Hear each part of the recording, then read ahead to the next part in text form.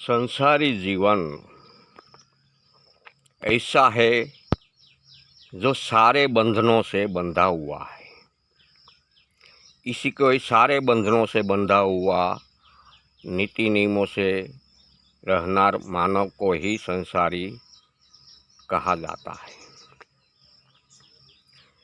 वो संसारी जीवन से सारे बंधनों से मुक्त होना ही स्थिरता कहा जाती है। मन को स्थिरता पर आ गया ऐसा कहा भी जावे और मुक्ति भी कहा जाती है। संसारी जीवन का सभी संबंध हम सभी मानवों देखते हैं। हमारी चमड़े की आँखों से हम देखते हैं, मन की विचारधारा से हम देखते हैं। लेकिन जो आंतरिक संबंध होते हैं वो हमारी चमड़े की आँखों से, हमारी मन की विचारधारा से किसी को दिखाई नहीं देता है। उसी को देखना ही मुक्ति कहा जाती है। जो नहीं देखता है, बिना आँख उनको देखना ही उनको मुक्ति कहा जाती है। लेकिन वो सभी हमारे वश की बात नहीं है, क्योंकि हम सभी सामान्य मानव हैं। इसलिए सामान्य मानवों के वो सभी मन वश की बात नहीं होती है बिना आँख देखने की। वो संबंध तो मन, बुद्धि और आत्मा से जुड़ा हुआ होता है। ये संबंधों को देखने के लिए ही हम सभी मानवों को अनुभूति वाले आंतरिक गुरु की जरूरियात खड़ी हो जाती है। अनुभूति वाले मानव की यहाँ जरूरियात खड़ी हो जाती है बिना आँख देखने के बाद चीज को। वही हमको उनकी अनुभूति के मार्फत से दिखा देते हैं। उसने जो अनुभूति किया है उसका हमको राजमार्ग दिखा देते हैं। उनके अनुभूति के शब्दों के अधीन हमको निज पथ पर चला देते हैं। जो शरीर के अंदर का सारा रहस्य का पर्दा हमारे सामने खोल देते हैं। उनके बताए राह पर हम धीरे धीरे चलने लगेंगे तो हमारा अंतकरण जागरूक होने लगता है और सारा पर्दा हमारे सामने खुल जाता है। ये प्रकृति का सारा अगम निगम का भेद, अगम अगोचर का भेद हमारे सामने खुल जाता है। शरीर का विज्ञान क्या है वो भी हमारे सामने पदार्थास हो जाता है। लेकिन ऐसा अनुभूति वाला योगी जब हमको मार्गदर्शन करेगा तब ये शक्य है। इनके बिना हवा में हवातियाँ मारने जैसी बात खड़ी हो जाती है। बाह्य दृश्य को ही हम सत्य मानकर आंतरिक जगत को हम भूल गए हैं। जो हमको दिख रहा है, जो हमने सुना है, जो हमने पढ़ा है, उसी को ही हम सत्य मानकर सही मार्ग हम भूल गए हैं। सभी मानवों की बात है। जो अनुभूति वाले गुरु हमारा बाह्य संबंध और आंतरिक संबंध दोनों पर ये रहस्य का पर्दा हमारे सामने खोल देते हैं, तब हमको सारी बात सत्य की ओर जाने लगती है। वही सद्गुरु कहा जावे। जो हमारा आंतरिक संबंध और बाह्य संबंध कैसे है, किस तरीके से है और प्रकृति के साथ कैसे उनका तालमेल है, उसका सारा पर्दा हमारे सामने खोल देवे, इसी को ही सद्गुरु कहा जावे।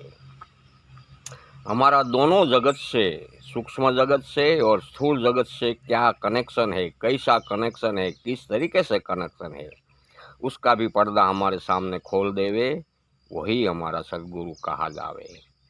ये जो दोनों जगत का ही रहस्य हमारे सामने खुल जाता है, तब हम सूक्ष्म जगत से जुड़ जाते हैं।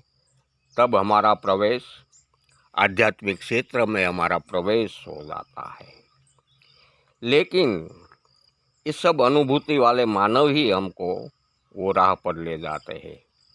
ये अनुभूति वाले मानव को ही सद्गुरु, ऐसे सद्गुरु ही हम सबको ये सभी चीज़ें उपलब्ध करा सकते हैं, और कोई नहीं करा सकते।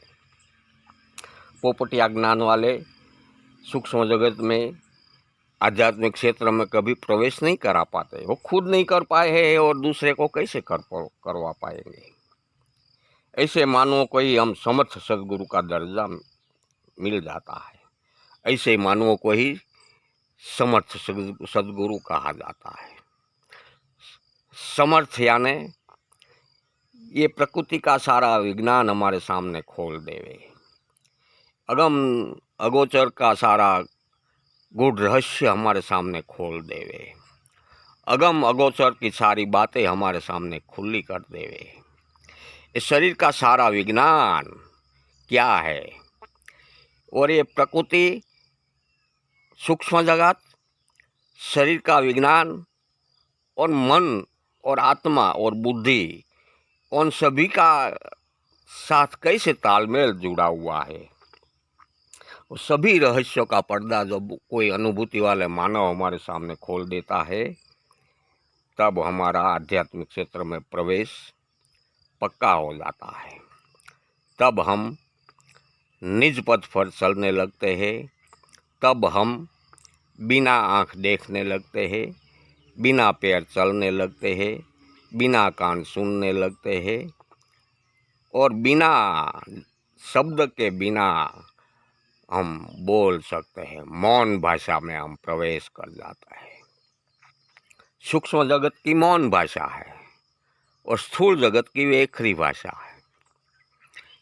वेखरी भाषा सिर्फ स्थूल जगत से साथ जुड़े हुए मानव ही सुन सकते हैं, और मौन भाषा सूक्ष्म जगत के साथ जुड़े हुए आत्मा ही सुन सकते हैं, बोल सकते हैं।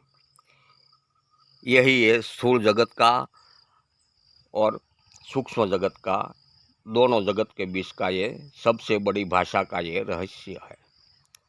मौन भाषा सीखनी पड़ती है, तब हम सूक्ष्म जगत में प्रवेश कर पाएंगे।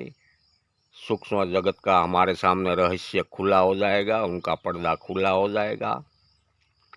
लेकिन ऐसा अनुभूति वाला सद्गुरु मिलना भी आज के समय में, वर्तमान में बहुत कठिन समस्या है। सद्गुरु की पहली पहचान होती है उनके विवेक वाणी वर्तन की। उनका विवेक क्या है, उनका वर्तन क्या है, उनकी वाणी क्या है, ये तीनों को जो जान लेवे वही सद्गुरु की पहचान कर सकते हैं।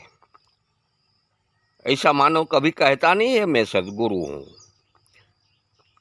वो कभी नहीं कहेगा। वो तो ऐसा ही कहेगा कि मैं एक साधक हूँ, मेरे पास कोई सद्गुरु की पदवी नहीं है, ऐसे ही वो बोलेगा। वो कभी ऐसे नहीं कह सकता कि मैं ही सद्गुरु हूँ, मैं ही योगी हूँ, मैं ही समर्थ हूँ। सही में ऐसा जो समर्थ मानव होता है वो कभी खुद को कहेगा भी नहीं ऐसा। वो तो एक सामान्य मानव की तरफ उनका जीवन होता है, उनका जीवन जिएंगे और जीवन बिताएंगे। कोई पहचान नहीं पाता है उसको।